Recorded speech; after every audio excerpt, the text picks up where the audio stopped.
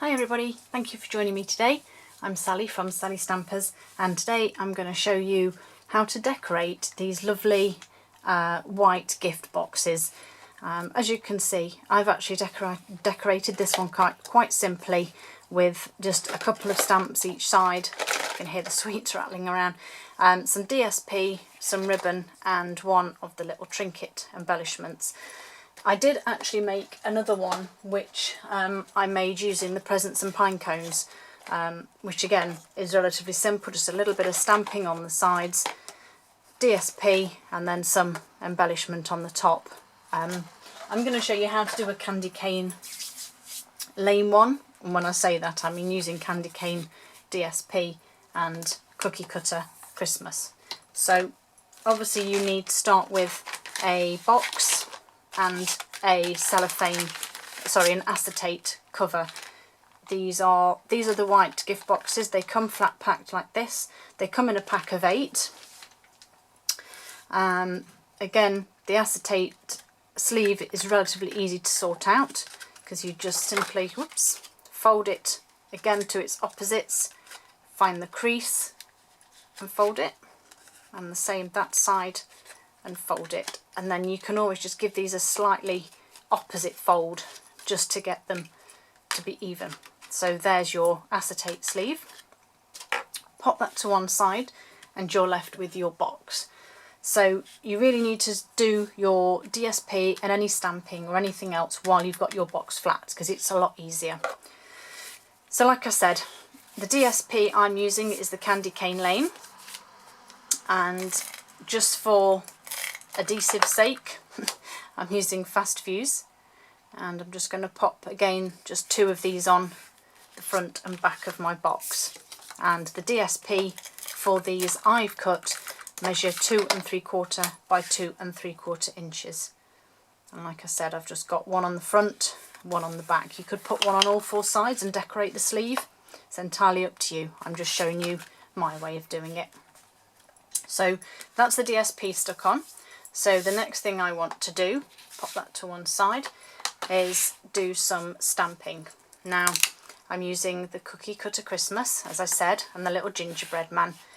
You will notice that a lot of my stamps are stained. This is quite normal. It's the pigment in the ink that causes them to stain, but it has no effect to the quality of the stamp. They still stamp perfectly. So some Whisper White.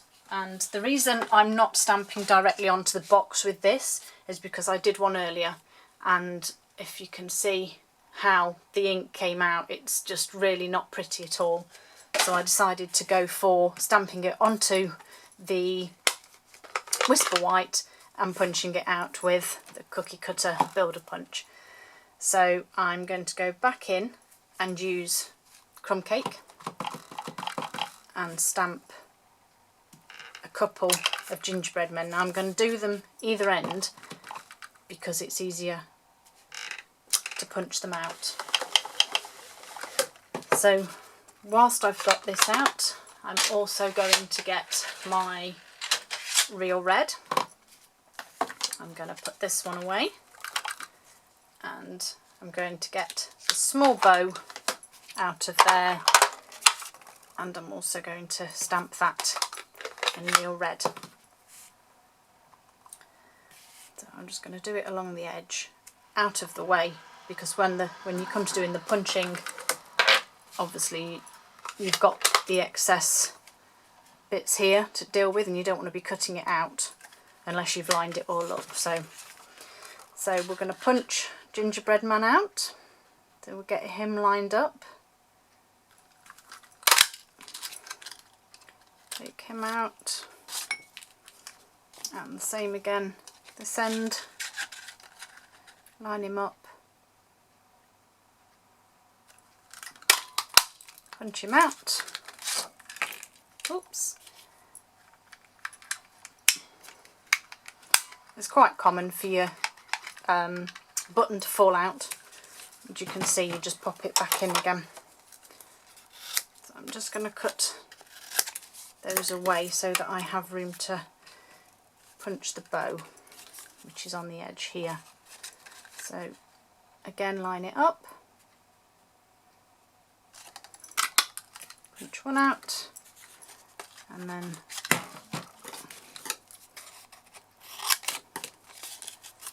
again line the bow up, punch it out.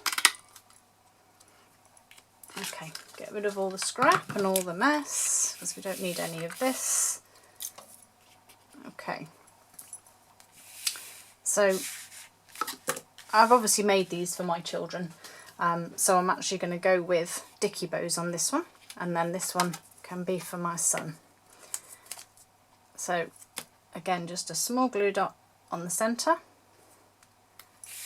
and pop his dicky bow on, and the same for this one.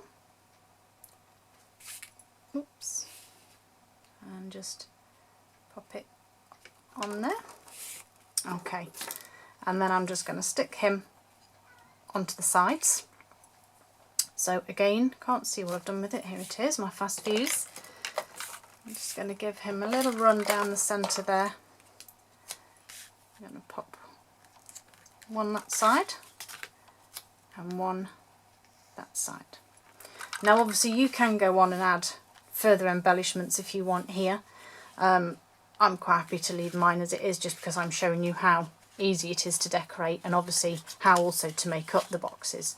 So I'm quite happy to leave that as it is. So you basically fold it the other way, and there you have the base of your box. Now before we do any more, when we put the DSP on, as you can see here, we covered up the thumb lip.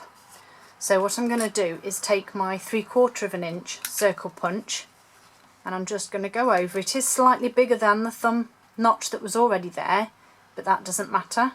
And then just go down a fraction, whoops, punch that out, and there you have what looks like you've cut perfectly the finger notch. Okay, so dealing with the base, I'll just fold this in just because it's easier for me to show you and it's not so high in the camera.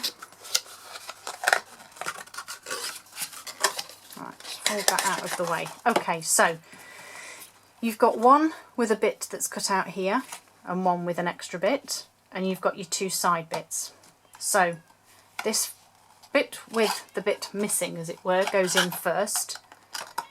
Then your sides go in and they just tuck under that bit, and then the final bit is this. Now you will need to kind of push it in a little bit, be quite rough with it, because then once you've put that bit in, and just push it in, push it back out from underneath, and there you've got a lovely tidy bottom as it were. Okay, so I'm going to film mine with sweets before I put the acetate film on.